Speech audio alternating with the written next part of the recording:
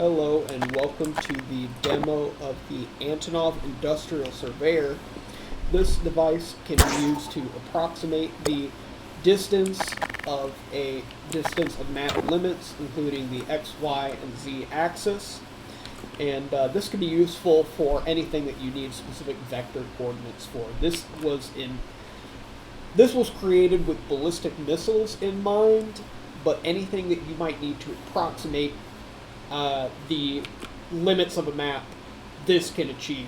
So, what you'll have when you place this down in Advanced Duplicator is you'll have the center console right here, and you'll have this box. Go ahead and break this box, and then you'll have this scanner inside. Go ahead, unfreeze that, and then just let that sit on the floor right there.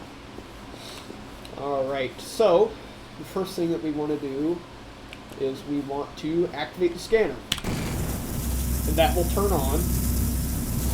What we want to do now is we want to get this to the Z-axis, or the specific height that we want to measure our X and Y axis at.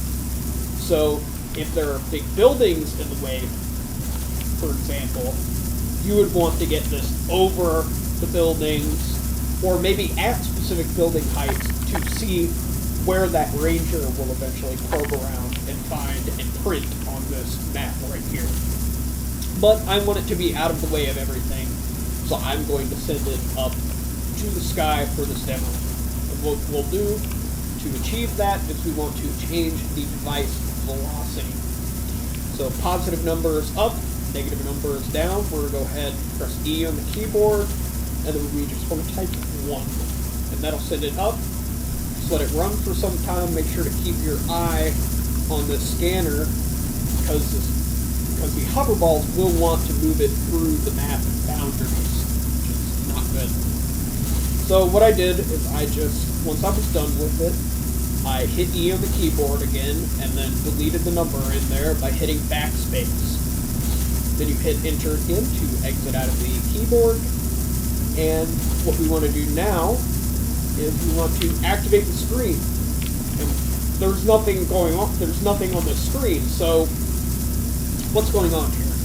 Well, the limits of the map are too big for the screen to handle. The screen is only 200 pixels high and 200 pixels wide. So what we want to do is adjust our resolution. And it can be any number, but I want to do it in small increments.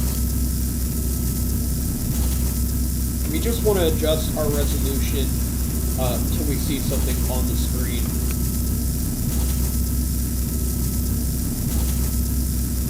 Oh, we have life. Alrighty. So we're seeing the two map boundaries right now. What we want to do is we want to try and align. We want to get at least two sides of one axis in one frame. So what I'll just do the x-axis first. So we want to move this square this way to get it in line with the border of this screen right here.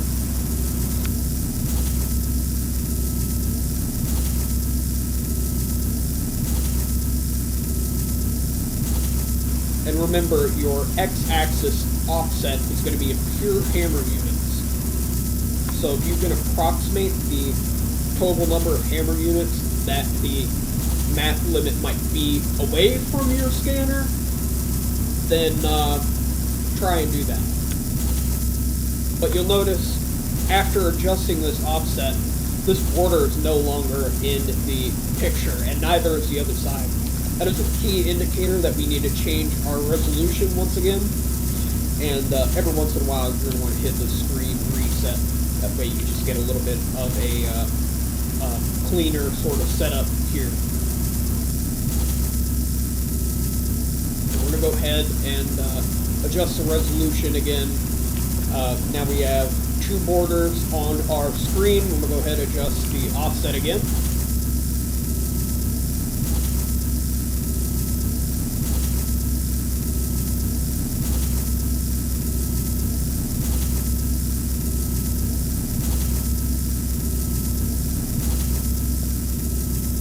And I should note that this little circle right here is a bug. It appears around the corners of the map. I have no idea what causes it. It is an issue to be fixed. But this does indicate that there's corners over here. We don't see either side on the screen, so we're going to have to adjust our resolution once again. And we will stop as soon as we get both sides into the picture.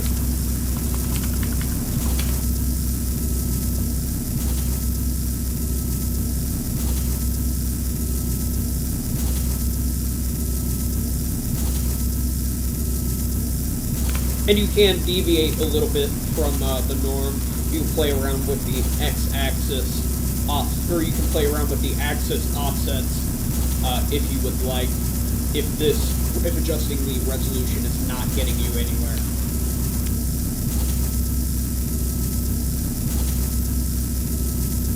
And again, we're just trying to line the borders of the map that are printed on the screen with the actual borders of the screen. So now we have both sides of the, now we have both y-axis walls on the screen, which is fantastic. So, but now that we have both on the screen, we know that our resolution is too big. So we'll go ahead and decrease that.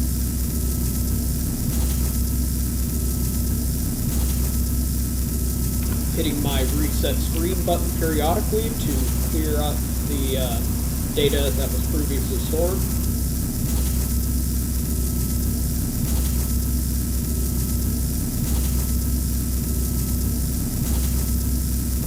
And again, just going to play around with the x-axis offsets. You can do the y-axis offset if you walk it in that way as well.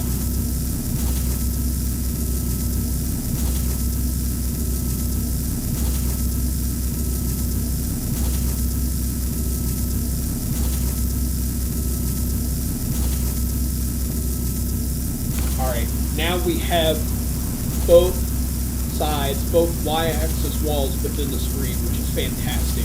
I'm going to adjust my resolution once again, get a little closer to where I need to be at. Let's try walking this in one more time.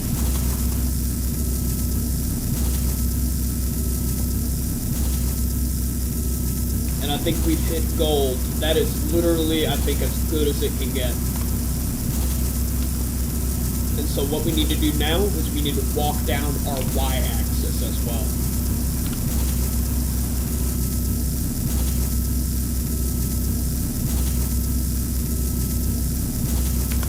Not all maps are perfectly symmetric. I know for one that this map is perfectly square, but it could be that your map is literally a rectangle.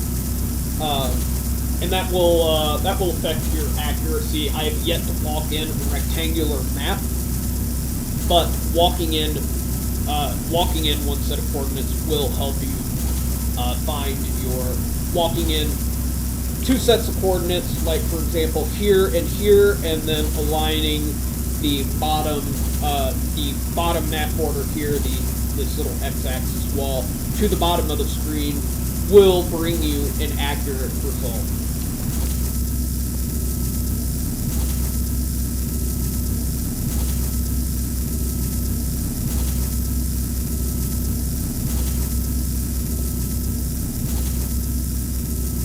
Getting closer.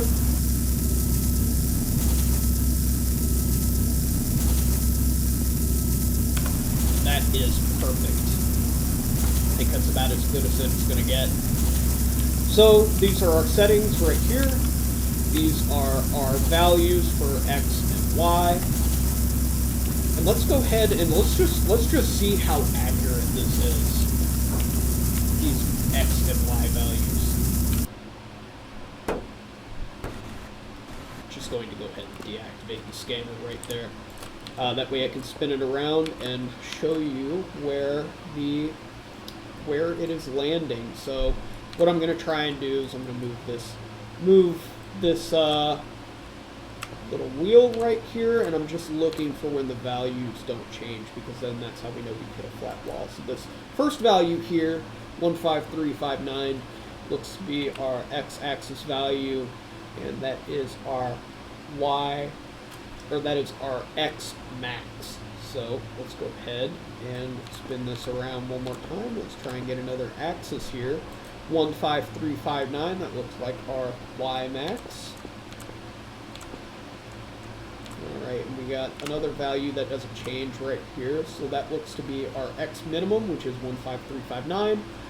And let's go ahead and spin this around over here. Then we got 15359 for our y minimum. Now let's see how close that is. That is about a 150 hammer unit distance, which is not too bad, considering that's about around 3 meters. And so what you can do is that combined with your x max, your approximate x max and x min here, combine those to make a full vector that you can then set a vector thruster to, or maybe you need just the x and y values to move like I don't know, a car or something.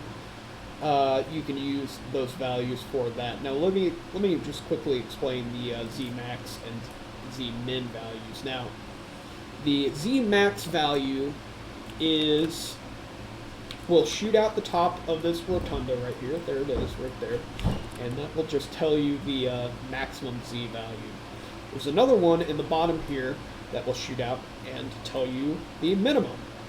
And the minimum is very particular because it will change depending on where you actually measure. So you'll see 12,800 right there, and then 12,288 here. So that's why this is marked as a approximation. Even though this whole thing is an approximation, that is a more rough estimate than what is put here and here. And that would be about it for the Antonov Industrial Surveyor demo. Have fun and happy killing.